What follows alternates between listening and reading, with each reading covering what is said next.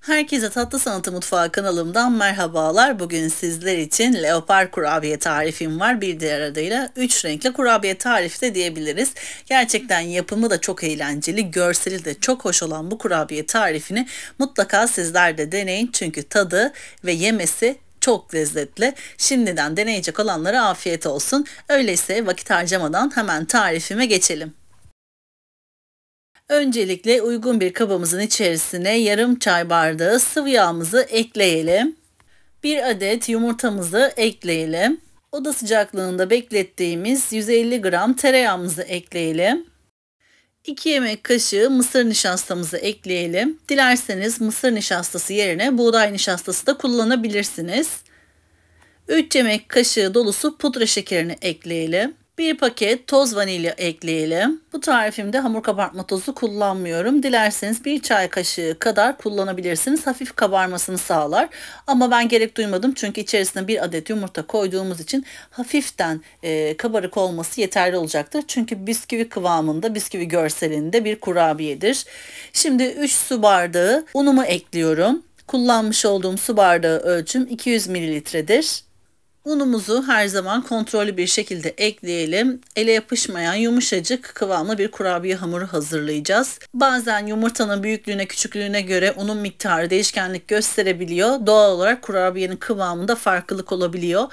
Mutlaka kontrollü bir şekilde unumuzu ekleyelim. Son olarak unumuzu ekledikten sonra elimizle güzelce yoğuralım. Yoğurduktan sonra kurabiye hamurumuz hazır. Kurabiye hamurumuz bu şekilde yumuşacık, ele yapışmayan bir kurabiye hamuru olacak.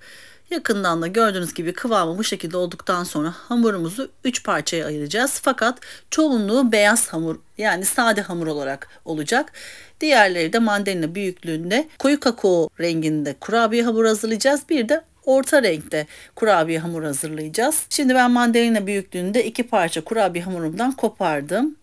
Ayrı bir kenara alıyorum. Diğer büyük kurabiye hamurumuzu zemin için kullanacağız. O yüzden en çoğunu sade renkte olarak ayırıyoruz. Bir hamurumuza 1 yemek kaşığı kakao ekliyoruz. Diğer hamurumuza ise 1 tatlı kaşığı kakao ekliyoruz. Ama şurada şunu belirtmek isterim ki 1 yemek kaşığı kakao eklediğimiz hamur gayet koyu renkte kurabiye hamuru hazırlıyoruz. Ama diğerinde 1 tatlı kaşığı koyduğumda biraz koyuya yakın orta değerde bir kurabiye hamuru hazırlamış oldum. Dilerseniz siz 1 çay kaşığı kakao da ekleyebilirsiniz. Daha açık renkte kakaolu kurabiye elde edebilirsiniz. Renk tonlamasının geçiş açısından söyledim bunu. Her iki türlü de olabilir. Dilerseniz 1 tatlı kaşığı olarak en açık olan kurabiyeyi hazırlayabilirsiniz ya da 1 çay kaşığı olarak da kurabiye hamurunuzu hazırlayabilirsiniz. Şimdi benim hazırladığım renk tonları bu şekilde. İyice elimle yoğuruyorum gördüğünüz gibi. Kurabiye hamurun tek renk olmasını sağlıyorum.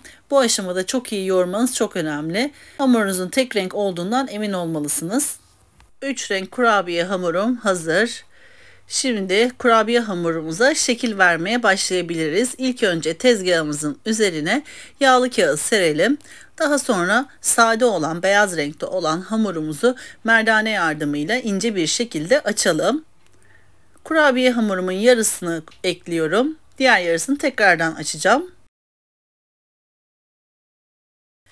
Öncelikle parmak uçlarımla hamurumu hafiften açıyorum. Daha sonra yağlı kağıdı hamurumun üzerine ekliyorum. Yağlı kağıdı kurabiye hamurumun üzerine örttükten sonra bir merdane yardımıyla kurabiye hamurumu ince olacak şekilde açıyorum. Gördüğünüz gibi bu şekilde ince olduktan sonra yağlı kağıdımı kaldırıyorum. Ve bir kenarda koyu kakaolu kurabiye hamurumu ve orta renkteki kurabiye hamurumu iç içe olacak şekilde elimle güzelce açıyorum. Bu aşamada merdaneden faydalanabilirsiniz. Öncelikle koyu kakaolu kurabiye hamurumu silindir şeklinde açıyorum. Daha sonra orta renkteki kakaolu kurabiye hamurumu silindir şeklinde açıyorum. En alt kısımda koyu renkteki kakaolu kurabiye hamurum olacak. Tam ortasına açık renkteki kurabiye hamurumu ekleyip saracağım.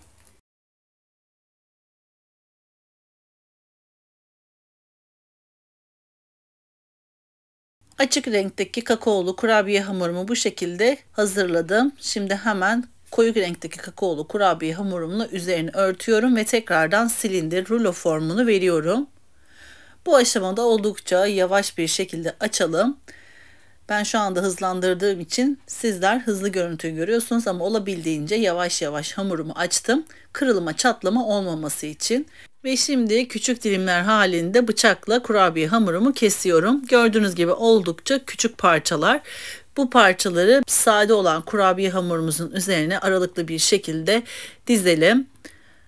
Gördüğünüz gibi üst kısmına tekrardan yağlı kağıdı serip merdane ile açacağımız için olabildiğince küçük parçalar halinde kestim. Bu aşamada büyük parçalar halinde keserseniz koyu renkteki kurabiyeler daha büyük desende olacaktır. Ama bu şekilde çok küçük yaparsanız tam kararında görüntüde olacaktır. Bir de kurabiye hamurunuzun üzerinde yoğun desende görüntü olmasını istiyorsanız bu şekilde küçük hamlelerle hazırladığımız kakaolu kurabiyeleri çok sık bir şekilde beyaz hamurun üzerine ekleyebilirsiniz. Ama daha az leopar deseni olmasını istiyorsanız kakaolu kurabiyeleri daha az ve seyrek bir şekilde eklemenizi tavsiye ederim. Ben daha çok sık bir şekilde eklediğimdeki görüntüyü sevdim. O yüzden sizlere de o şekilde tavsiye ederim. Şimdi yağlı kağıdını kurabiye hamurumun üzerine yapıştırıyorum. Hafiften elimle bastırdıktan sonra merdane yardımıyla çok az bir şekilde düzlüyorum.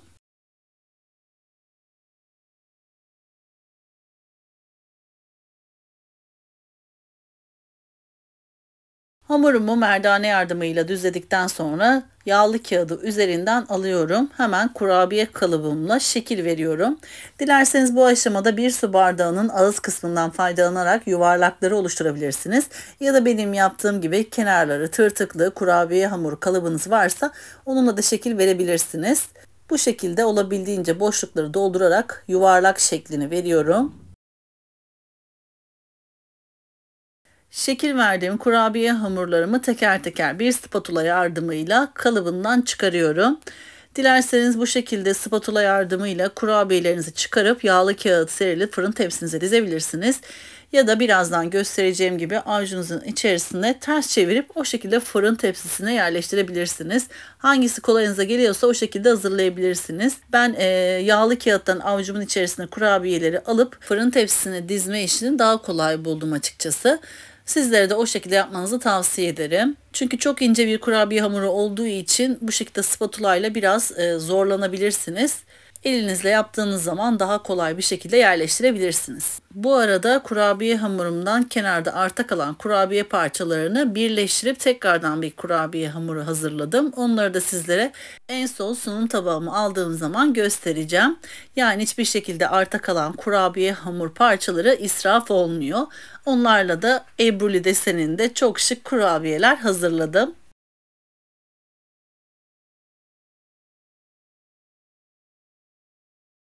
Şimdi sizlere bahsettiğim elinizle alabileceğiniz yöntem bu şekilde. Yağlı kağıdı hafiften aşağı doğru elinizin içerisine tutun ve kurabiye hamurunuzu aldıktan sonra tepsinizde dizebilirsiniz. İlk tepsim hazır. Şimdi önceden ısınmış 160 derecelik fırın ayarımızda kurabiyelerimizi çok fazla kızartmadan, renginin beyazlığı gitmeden yaklaşık 10 ila 15 dakika aralığında kontrollü bir şekilde pişirelim. İlk tepsimizde kurabiyelerimiz pişerken arta kalan kurabiye parçalarından şekil oluşturalım. İlk tepsim fırından çıktı. Gördüğünüz gibi görseli göze hitap eden çok şık, çok tatlı kurabiyeler oldu. Şimdi hemen sunum tabağıma kurabiyelerimi dizip sizlere yakından kıvamını, iç dokusunu göstermek istiyorum. Arta kalan kurabiye hamurlarım da fırından çıktı. Gördüğünüz gibi bu şekilde hem desenli kurabiyeler hazırladım hem de 2 katlı arasına çikolata koyup hazırladığım kurabiyeler oldu. Sizler de bu şekilde yapabilirsiniz. Böyle de çok güzel oldu. Hiçbir şekilde kurabiye hamur parçalarımız israf olmamış oldu. Bu da sizler için fikir olabilir. Sizler yakından kurabiyenin iç dokusunun kıvamını izlerken küçük bir hatırlatmada bulunmak istiyorum. YouTube kanalıma henüz abone olmadıysanız YouTube kanalıma abone olmayı, paylaştığım videolarıma beğeni bırakmayı lütfen unutmayınız. Gün aşırı yepyeni tariflerimi kanalımda paylaşıyorum. Anında haberdar olabilmek için bildirim zilini lütfen açınız. Eğer videomu ve tarifimi beğendiyseniz sevdiklerinizle paylaşabilirsiniz. Yakından da gördüğünüz gibi kıvamı, dokusu çok lezzetli oldu. Bisküvi kıvamında hafif kurabiye severler için hem kakao lezzetini hem de sade kurabiye lezzetini severler için favori bir kurabiye diyebilirim. Böylelikle bir tarifimin daha sonuna geldik. Beni buraya kadar izlediğiniz için hepinize çok teşekkür ediyorum. Bir sonraki tarifimde tekrardan sizlerle görüşmek üzere. O zamana kadar kendinize çok iyi bakın. Hoşça kalın.